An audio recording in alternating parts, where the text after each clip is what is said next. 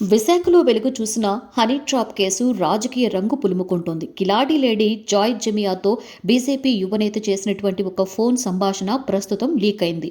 Social మీడియాలో ఈ వ్యవహారానికి చెందిన ఆడియోలు, ఫోటోస్ ప్రస్తుతం వైరల్గా మారాయి.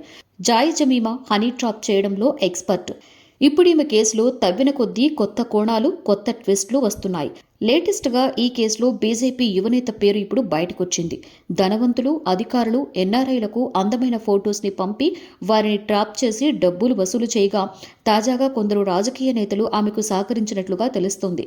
కావాలంటే ఈ ఆడియో వినండి.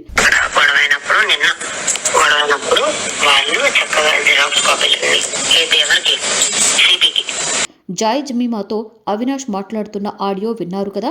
అయితే ఇది నిజంగా అవినాష్ మాట్లాడా లేదా అన్నది ఇంకా తెలియలేదు. కానీ ఇప్పుడు ఈ ఆడియో వైరల్గా మారింది.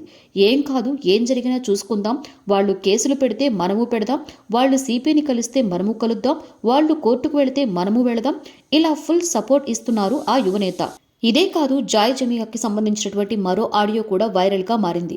ఈ ఆడియోలో ఆమె ఒకరి కోసం బేరం మాట్లాడుతుంది. అమ్మాయిలు సెట్ చేస్తే మీకెంత మాకెంత అంటుంది. 2 గంటలకు ఎంత, ఎప్పుడు పంపాలి అంటూ చెబుతోంది. జాయ్ జమియా కేసులో ఇలా రోజుకో ట్విస్ట్ తెరపైకి వస్తోంది. దీన్ని బట్టి చూస్తే ఈమె వెనుక పెద్ద నెట్వర్కే ఉన్నట్లు కనిపిస్తోంది.